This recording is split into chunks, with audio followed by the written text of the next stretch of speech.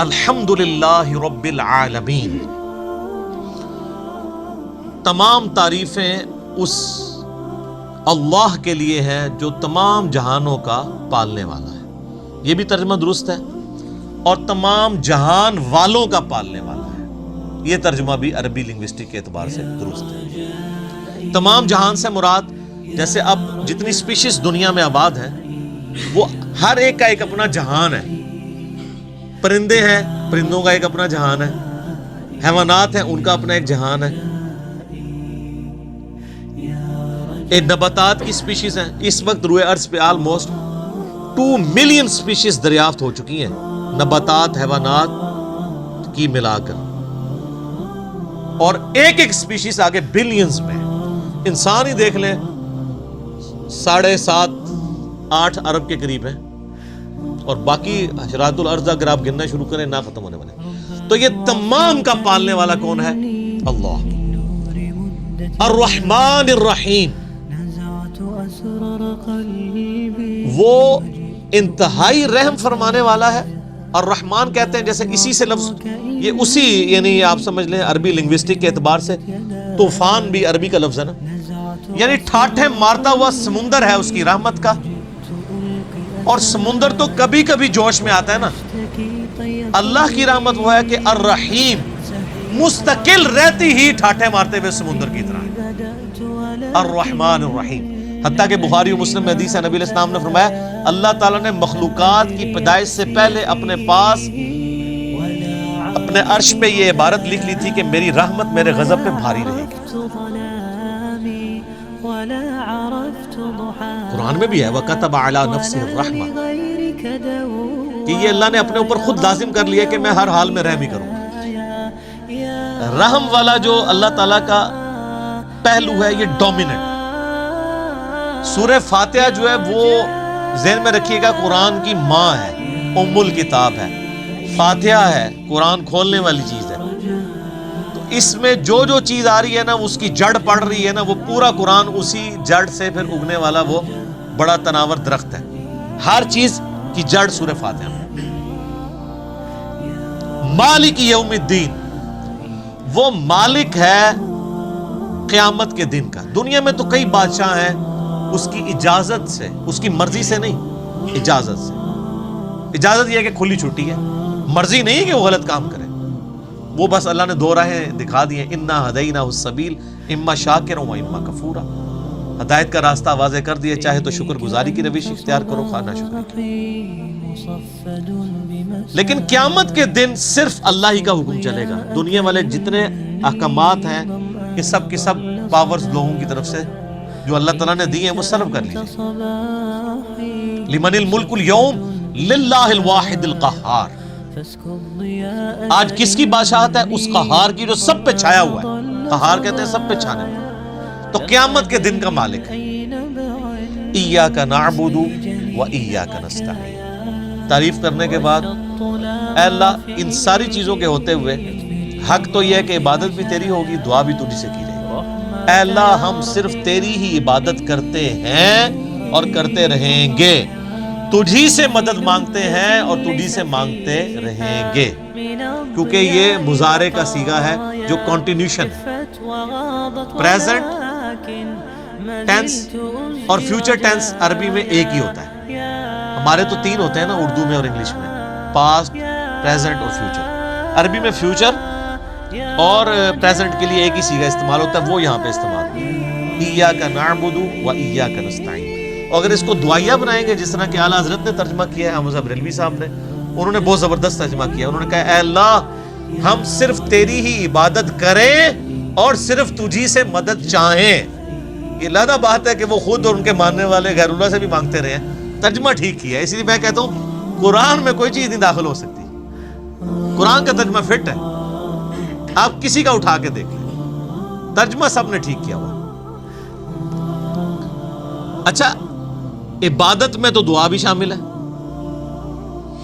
جامعہ ترمذی میں حدیث ہے، سنن نسائی میں حدیث ہے، ابن ماجہ میں الدعاء هو العبادہ، دعا عبادت ہے۔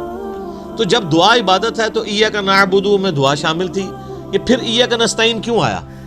اس لیے کہ سب سے سینسٹیو ایشو ہی دعا کا ہے، غیر اللہ کو مدد کے لیے پکارنے کا، تو اللہ تعالیٰ نے اس کو اسپیسیفکلی بیان کیا، اس کے باوجود امت کی اکثریت غیر اللہ سے مدد مانگ رہی ہے۔ ایک تو ہے ظاہری اسباب، وہ تو آپ مانگیں، تو قرآن میں حکم ہے وَتَعَاوَنُوا عَلَى الْبِرِّ وَالتَّقْوَى وَلَا تَعَاوَنُوا عَلَى الْإِثْمِ وَالْعُدْوَانِ، یہ تو بالکل ٹھیک ہے۔ وہ کہتے ہیں حضرت عیسیٰ علیہ السلام نے کہا تھا من انصاری اللہ، کون ہے جو اللہ کے لیے میرا مشکل کشا بنے؟ وہ تو ظاہری اسباب میں، ہمارے نبی علیہ السلام کے بھی صحابہ آپ کے جو ساتھی تھے وہ آپ کے اسباب میں آپ کے مشکل کشا تھے، لیکن وہ والا مشکل کشا نہیں کہ جو آپ وہ سمجھ رہے ہیں، ورنہ اگر نبی کا مشکل کشا صحابہ اکرام تھے تو پھر تو ان کا مرتبہ اوپر ہو گیا۔ تو وہ صرف صحابہ مشکل کشا نہیں تھے، وہ یہودی جس نے نبی علیہ السلام کی زیرہ گروی رکھ کے آپ کو کچھ دیا تھا وہ بھی مشکل کشا ہے، اور سب سے بڑا مشکل کشا سورج ہے۔ سورج اگر ختم ہو جائے تو زمین پہ نہ نباتات اپنا اگ سکتی ہیں، نہ حیوانات ان نباتات کو کھائیں گے، سب کچھ ختم ہو جائے گا۔ دنیا میں ہواؤں کا چلنا، موسموں کا بدلنا، یہ سب کچھ سورج کی وجہ سے ہے۔ تو کوئی کہتا ہے المدد یا سورج، کسی کے ذہن میں یہ وہم بھی آتا ہے کہ سورج مشکل کشا ہے، حالانکہ آپ کے بزرگ تو کچھ بھی نہیں کر سکتے جو کچھ سورج کر رہا ہے، اور سورج کو موت بھی نہیں ہے، یہ آپ کے بابے مر چکے ہیں۔ تو کہیں نا المدد یا سورج، کہیں کہ نہیں جی سورج کا کیا کمال ہے، وہ تو اللہ نے اس کی ڈیوٹی لگائی ہوئی ہے، تو ہم اس کو کیوں پکارے، ہم اللہ کو کیوں نہ پکارے؟ تو بابوں کی بھی اگر ڈیوٹی لگی ہوئی ہے تو بابوں کو نہ پکارو، ویسے ڈیوٹی کو نہیں لگی ہوئی، اگر لگی بھی ہو for the sake of argument, تمہاری جعلی جو دلائل ہیں اس پہ ایگری کرتے ہوئے، پھر بھی ان کو نہیں آپ پکارو، شرک ہو جائے گا اور ناقابل معافی جرم ہو جائے۔ اہدنا الصراط المستقیم، اے اللہ ہمیں چلا سیدھے راستے پر، یہاں بھی دھوکے دیتے، اور یہ سارے ہی بزرگ ٹھیک ہیں، سارے ہی راستے ٹھیک ہیں، وہ قرآن میں تو راستے آئے کہ ہی نہیں ہیں، قرآن میں گمراہی جمع کے سیغے سے آئی ہے، ہدایت ہمیشہ سنگولر کے سیغے سے، ظلمات آیا گمراہی کے لیے، نور آیا انوار نہیں آیا، تو قرآن کا ترجمہ ہی غلط کر رہے ہو۔ اہدنا الصراط المستقیم، اے اللہ ہمیں چلا سیدھے راستے پر، صراط الذین انعمت علیہم، راستہ ان لوگوں کا، راستے نہیں، وہ کہتے ہیں چاروں ہی حق پہ ہیں، پانچوں ہی حق پہ ہیں، سارے ہی ٹھیک ہیں، راستہ ان لوگوں کا انعمت علیہم جن پر تیرا انعام ہوا۔ اور یہ آیت پڑھ کے اپنے بابوں کے نام لینے شروع کر دیتے ہیں، یہ بابے تو جمع بھی نہیں سن اس ٹائم جدو آیت نازل ہوئی ہے، اور پھر یہ بابے بھی مختلف ہیں، بریلویوں کے انعمت علیہم جو ہیں وہ مغضوبی علیہم ہیں دیوبندیوں کے، اور دیوبندیوں کے انعمت علیہم جو ہیں بریلویوں کے مغضوبی علیہم ہیں، اور وہ ضالین بھی ہیں، تو بابوں کی کون سی آپ ہمیں ڈوز لگا رہے ہیں؟ کوئی بابے کا من نہیں ہے۔ انعمت علیہم کون ہے؟ وہ سورہ النساء کی آیت نمبر 69 میں ہے، من النبیین والصدیقین والشہداء والصالحین، نبی ہیں، صدیقین ہیں، شہداء ہیں، صالحین ہیں، لیکن صالحین کون؟ ڈیفینیٹ تو صرف صحابہ اور اہل بیت ہے، اس کے بعد صرف ہماری اسیسمنٹس، اللہ کو پتہ ہے کیونکہ وہی کا معاملہ۔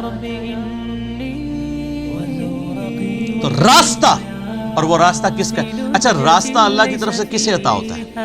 بابے کو یا پیغمبر کو؟ اللہ کے کھاتے میں تو بابا کوئی ہوتا ہی نہیں ہے، پیغمبر ہی ہوتے ہیں، باقی سب فالوور ہوتے ہیں۔ لیڈر ایک، یہاں تو ان کو انہوں نے لیڈر بنا دیا ہوا نا، یہ فالوور تھے، اور وہ سب مسند احمد میں صحیح سند سے حدیث ہے، مشکات کی آپ کو پہلی جلد میں ملے گی، نبی علیہ السلام نے زمین پہ ایک لکیر کھینچی، ارد گرد ٹیڑھی لکیریں کھینچی، اور آپ نے وہ سیدھی لکیر پر انگلی رکھ کے سورہ الانعام کی آیت پڑھی، وَأَنَّ هَذَا صِرَاطِي مُسْتَقِيمًا، اور یہ کہ یہ ہے سیدھا راستہ جو میرا ہے، جو بالکل سیدھا ہے، مستقیم ہے، اسی کی پیروی کرو، ادھر ادھر کے راستوں کی پیروی مت کرنا، وہ تمہیں بہکا دیں گے، یہ ہے وہ چیز جس کی اللہ تمہیں وصیت کرتا ہے۔ یہ آیت آپ علیہ السلام نے پڑھی اور اپنے راستے کو کہا یہ سیدھا راستہ ہے، تو سیدھا راستہ نبی علیہ السلام کا ہے، انعام یافتہ لوگوں کا راستہ نہیں ہے سیدھا، وہ تو بیچارے خود راستے پہ چل رہے ہیں، یہ کہتے ہیں ان کے پیچھے چلے، نہیں نہیں نہیں نہیں، ان کے پیچھے نہیں، اس راستے پہ چلنا ہے جس راستے پہ وہ چل رہے ہیں، ان کے پیچھے نہیں چلنا، نبی علیہ السلام کے پیچھے چلنا ہے، کیونکہ وہ تو پھر آپ خود ہی میں سناتے ہیں، شیخ عبد القادر جیلانی کے پاس شیطان آیا، اس نے کہا عبد القادر تیری ساری نمازیں معاف ہیں جی، تو کہنا عبد القادر جیلانی نے لا حول ولا قوت الا باللہ پڑھا اور کہا تو شیطان ہے، تو اس نے جاتے جاتے پھر وار کیا اس نے کہا تجھے تیرے علم نے بچا لیا، تو انہوں نے کہا نہیں مجھے اللہ کے فضل نے بچایا. تو کہتے ہیں وہ ایک نورانی شکل میں آیا تھا، تو وہ کہنے لگا میں تیرا رب ہوں. اور پھر اس نے کہا کہ تیرے اس مقام پہ پہنچے ہوئے 70 غوث میں نے ورگلا دیے. تو ہم کہتے ہیں غوث تو آپ کہتے ہیں سب سے بڑا اونچا مرتبہ ہوتا ہے، وہ 70 غوث جس شیطان نے ورگلا دیے اس کو کیوں نہیں پیر مانتے؟ اور وہ جو 70 غوثوں کے ماننے والے لاکھوں مرید تھے وہ تو کہہ رہے تھے ہمارے بزرگ ہمیں بخشوائیں گے، وہ بزرگ تو خود اللہ کے فضل سے دوزخ پہنچے ہوئے ہیں، وہ شیطان نے ورگلا دیا. تو تسی کتنے جاؤ گے؟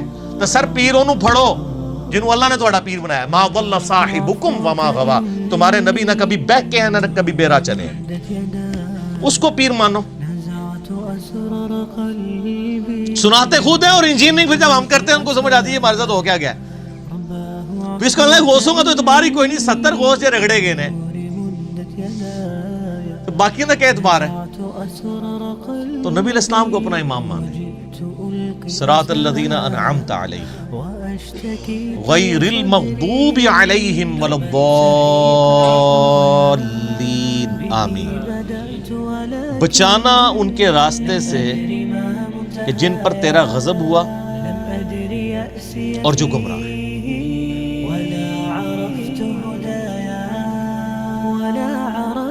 ظلامي ولا